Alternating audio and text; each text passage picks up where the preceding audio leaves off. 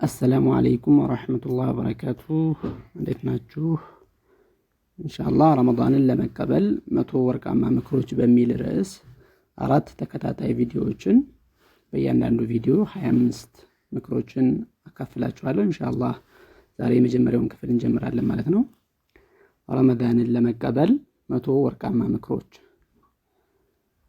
ሐሌቱሃ የልቦናና የንያ ዝግጅት ከምክር 1 እስከ ምክር 15።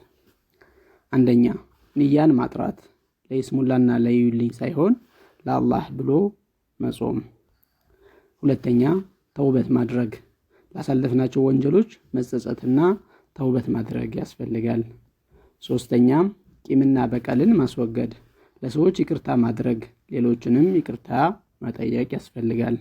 አራተኛ ረመዳንን በናፍቆት መጠበቅ ጥርት ባለ ንያና በኢሽቅ ለመጾም መዘጋጀት። አምስተኛ ይህ ረመዳን የመጨረሻ ሊሆን ይችላል ብሎ በማሰብ በኢባዳ ላይ መጠናከር።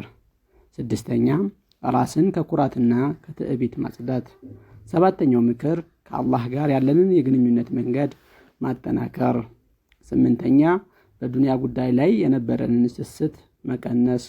ዘጠነኛ በረመዳን መልካም ሰሪ ለመሆን ጽኑ ፍላጎት ማሳደር። አስረኛ ልብን ከከንቱ ጭንቀት ማራቅ። 11ኛ ለአላህ ብሎ መዋደድን ማጠናከር። 12ኛ በኢባዳ ላይ ትዕግስተኛ ለመሆን መወሰን። 13ኛ ምክር ኢኽላስን ማለትም ስራን ለአላህ ማጥራትን መለማመድ። 14ኛ ለሶላተል ለይል ለሌሊት ሶላት መጓጓት። 15ኛ በአላህ ላይ ጥሩ ጥርጣሬ መያዝ።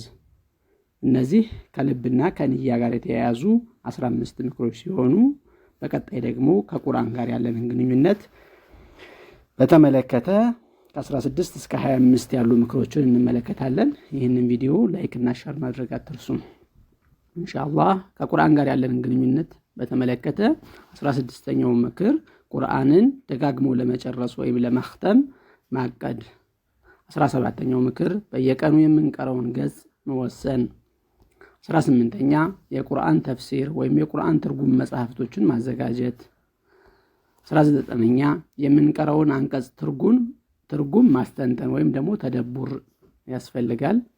20ኛ ከዚህ በፊት ቁርአን መቅራት የማትችሉ ከአሊፍ ጀምራችሁ ለመማር ጥረት ማድረግ። 21ኛ በሶላት ውስጥ የምንቀራቸውን አጫጭር ሱራዎች መሸምደድና ሶላታችንን አስተካክለን መስገድ። 22ኛ ቁርአንን በተጅዊድና በሚያምር ድምጽ ለመቅራት መለማመድ። 23ኛ ምክር የቁርአን ንባብ ፕሮግራሞቻችንን በሞባይላችን ማስተካከል። 24ኛ በቤተሰብ ውስጥ የቁርአን ውድድር ማዘጋጀት፣ አሸናፊውን መሸለም። 25ኛ ሌሊት ላይ ቁርአንን መቅራትን ማብዛት። በቀጣይ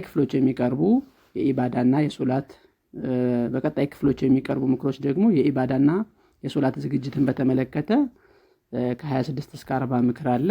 በቀጣይ ደግሞ ስነ ምግባርና ማህበራዊ ግንኙነትን በተመለከተ እንደዚሁም ጾምና ጤናን በተመለከተ በቀጣይ ደግሞ በጎ አድራጎትና ሶደቃ፣ የጊዜ አጠቃቀምና ቴክኖሎጂ የሚሉ ምክሮችን አጠቃሎ በጠቅላላ 100 ምክሮችን ይዤላችሁ ቀርባለሁ። ይህንን ቪዲዮ እንደወደዳችሁ ተስፋ አድርጋለሁ። አላህ በዚህ ረመዳን ደርሰን ጾመን የምንጠቀም አላህ አድርገን፣ ወንጀላችንን አላህ ይማረን። ወሰላሙ አለይኩም ወራህመቱላሂ ወበረካቱ።